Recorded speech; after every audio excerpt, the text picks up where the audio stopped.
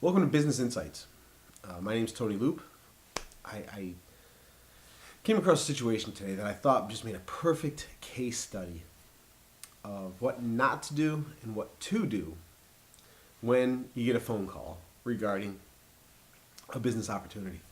Um, Someone called me earlier today, and I had an opportunity to help them out. Make a couple phone calls on their behalf. Um, Looking for some basic stuff, just some commodities, all manufactured in China. Um, so I do a quick search, pull up a couple manufacturers, I make some phone calls, leave some messages, um, and I get some calls back. Now there's four basic types of calls I got.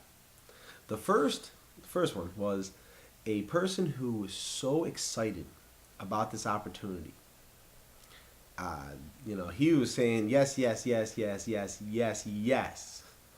Whatever it is you want, whatever it is you need, we're going to do it for you. The second person said, we, and I can tell you that guy sounded like he was on a cell phone, and it was like a home office. He's just one independent rep, probably from the Chinese manufacturer, just happens to be based in maybe California.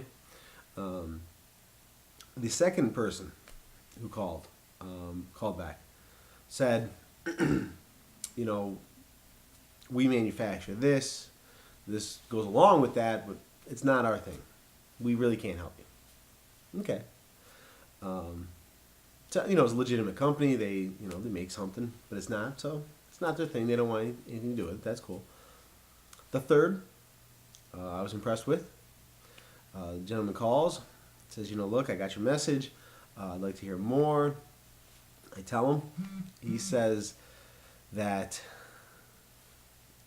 his company doesn't do that, but he knows somebody who would be interested in this because it's all the same industry, just like the previous company, same industry. So here, in fact, let me just go back one step. The person who said we don't manufacture that stuff, we manufacture an add-on product or a product that goes along with it, didn't even bother to tell me that on his website they have a list of people who manufacture the products.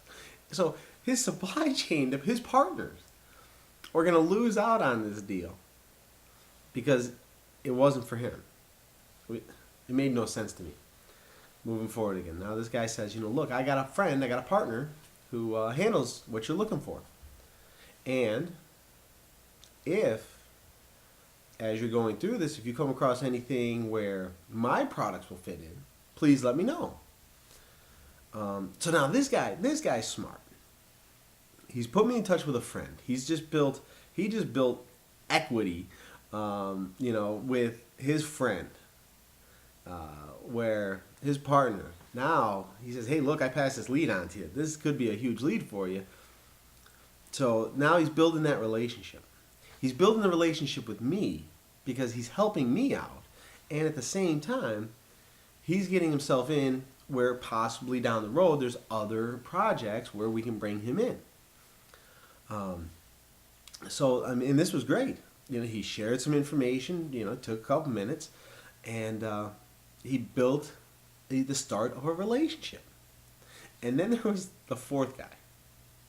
And this is the guy I love. I explain what these people are looking for. And it is a big deal. I explained to him. And he says he was the VP of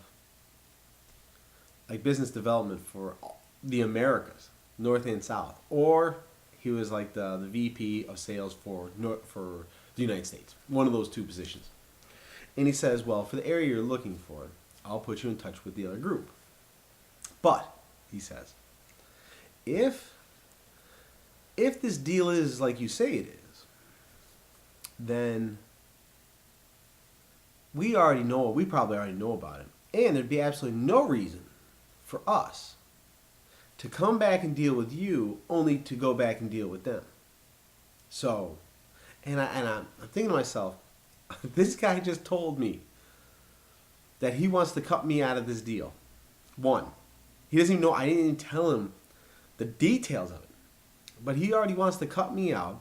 He's arrogant enough to think he already knows about the deal, or his people know about the deal, without even confirming it. And all he did was let me know that I will have to compete against him if they find out about the deal. So he just created an enemy for no reason. I mean, he insulted me, and told me he's gonna try and get me out of the deal, and he doesn't even know what the deal is. It amazes me that someone in that type of a position would even handle things like that. And it reminded me of the story of the Kingdom of Saudi Arabia when Saudi Arabia, city of Mecca, in Islam, Muslims go every year and they do a huge pilgrimage, and the government of Saudi Arabia provides tents and all these things because millions of people show up to do this, and the government takes care of a lot of the needs. So the one year there was like a fire, and so the government says we need to get tents that are more fire resistant.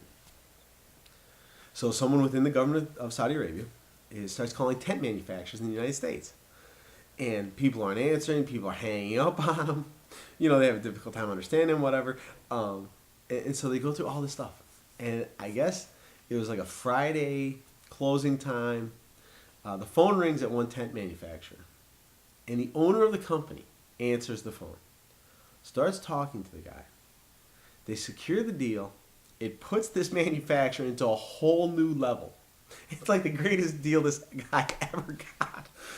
And all it took was for someone to answer the phone, be polite, and really that was it. Whoever answered the phone next was going to get this deal because nobody else was answering. So all it took was some basic common courtesy and a willingness to build a relationship and give the customer what they want.